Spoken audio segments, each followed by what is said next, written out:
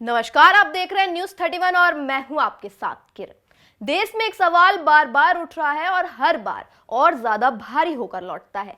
क्या पत्रकारों की जान की कोई कीमत नहीं रही? क्या सच लिखना, सवाल पूछना और सत्ता को आईना दिखाना अब जानलेवा हो चुका है? और अगर पत्रकार ही सुरक्षित नहीं है तो सोचिए आम आदमी कितना सुरक्षित होगा। आज ये खबर उस शहर से है जो कभी अपनी वादियों, शांति और खूबसूरती के लिए जाना जाता था, जिसका नाम है देहरादून। लेकिन अब यही देहरादून अपराध, दबंगई और बेखौफ हमलों की खबरों में घिरता जा रहा है।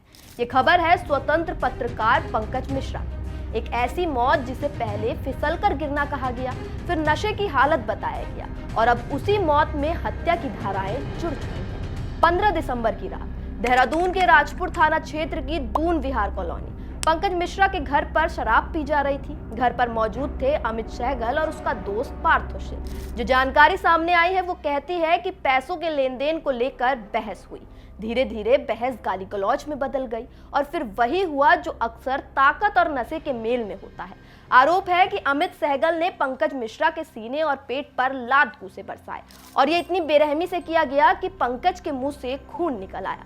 यहाँ तक कहा गया ये हार्ट और लीवर का मरीज है, सीने पेट पर मारो, बस इतना ही काफी है। हालांकि पुलिस को कॉल की गई और पुलिस मौके पर भी पहुंची, पड़ोसी भी जुट गए, लेकिन पंकज नशे में है कहकर ना ही मेडिकल हुआ, ना शिकायत दर्ज की गई और पुलिस वापस लौट गई। यानी मारपीट हुई, खून निकला, लेकिन मामला नॉर्मल मान लिया गया।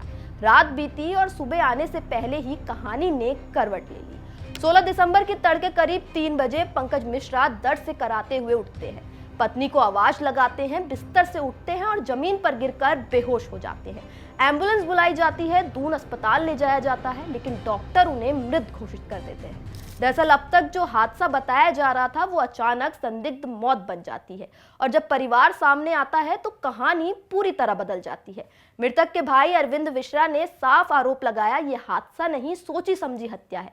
उन्होंने बताया कि मारपीट के बाद पंकज का मोबाइल छीन लिया गया, पत्नी का मोबाइल भी छीनकर बदसलूकी की गई।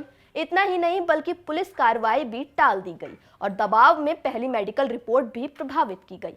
लेकिन सबसे चौंकाने वाली बात, मौत से पहले पंकज मिश्रा का सोशल मीडिया पोस्ट, एक पोस्ट जो डिलीट हुई, फिर दूसरी पोस्ट जिसमें पंकज लिखते हैं कि उन्हें शराब पिलाकर राजनीतिक साजिश के तहत उनके फोन से आपत्तिजनक पोस्ट करवाई गई। उन्होंने कहा कि मेरा इस्तेमाल किया गया है, मेरा सम्मान गिराया गया है और जल्द ही सब सच सामने लाऊंगा। लेकिन इस सब का खुलासा हो उससे पहले ही उनकी मौत हो गई।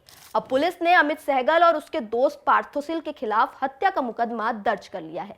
दोनों को गिरफ्तार किया गया है। विशरा जांच और पोस्टमार्टम रिपोर्ट का इंतजार है, लेकिन सवाल अब भी जैसे के तैसे है। अगर पहली रात पुलिस सख्ती दिखाती तो क्या एक जान बच सकती थी? क्या नशे में होना मारपीट को मामूली बना देता है? और क्या सच बोलने वाला हमेशा आखिरी सांस तक अकेला ही रहता है? देहरादून में पंकज मिश्रा की मौत सिर्फ एक पत्रकार की मौत नहीं है, ये सिस्टम की संवेदनहीनता पर एक और सवाल है, क्योंकि जब कलम ही सुरक्षित नहीं तो लोकतंत्र कितना सुरक्षित है।